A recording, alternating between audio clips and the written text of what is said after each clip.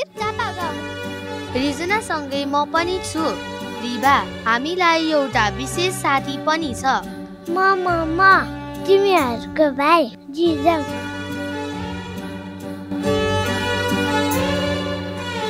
आज हामी तीनैजना मिलेर रमाइलो गर्नेछौँ।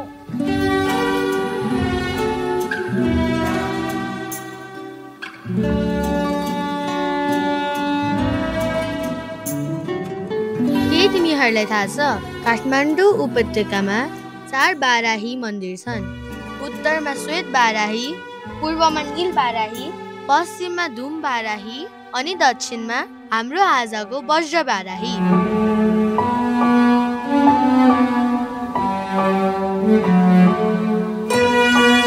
हेर्नु त, यो मन्दिर पेगोडा शैलीमा बनेको रहेछ। छाना तामाको बनेको छ। दिदी, तर खास कुरा गजुर छैन।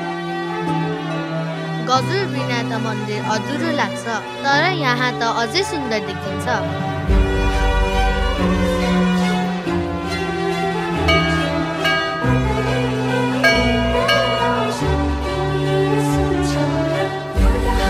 मन्दिरभित्र वज्र बाराही देवीको मूर्ति छ। उनैसँगै अष्टमातृका, गणेश, भैरव र कुमारका मूर्तिहरू पनि छन्।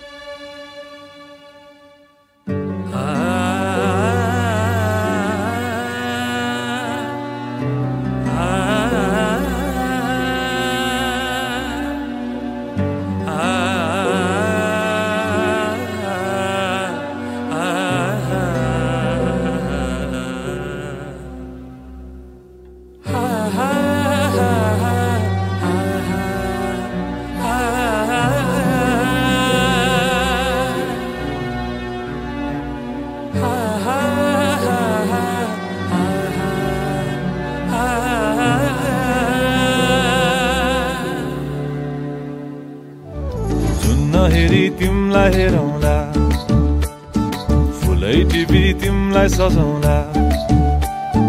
जुन नहेरी तिमलाई हेरौँला, हेरौँला, फुलै टिपी तिमलाई सजाउँला। भन के हो नाउँ तिम्रो, कहाँ होला गाउँ तिम्रो? रिजम, थाहा छ यहाँको पाठको कथा? कस्तो कथा दिदी?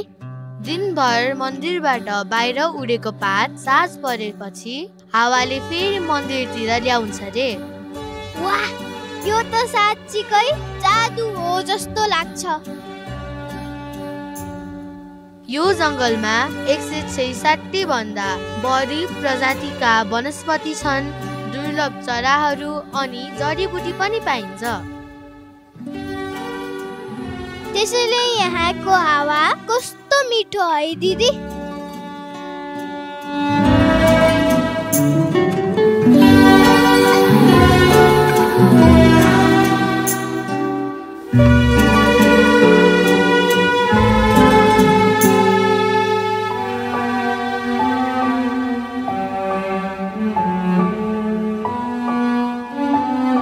दिदी, यहाँबाट नजिकै नागदह पनि छ रे। उता पनि एकछिन घुमफिर गरौँ न। ओहो, त्यो त धापाखेलमा पर्ने प्रसिद्ध पोखरी हो नि। वाह, यो पोखरी त कस्तो शान्त र सुन्दर छ।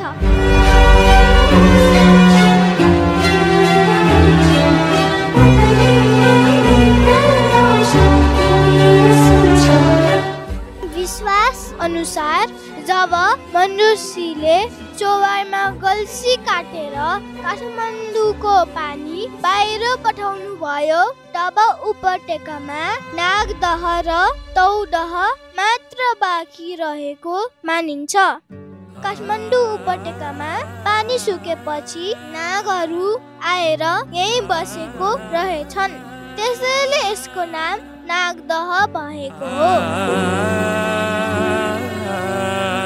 त्यसै त यहाँ नाग पञ्चमी र ऋषि पञ्चमीमा ठुलो मेला लाग्छ। धेरै मानिसहरू पूजा पाठ गर्न आउँछौँ।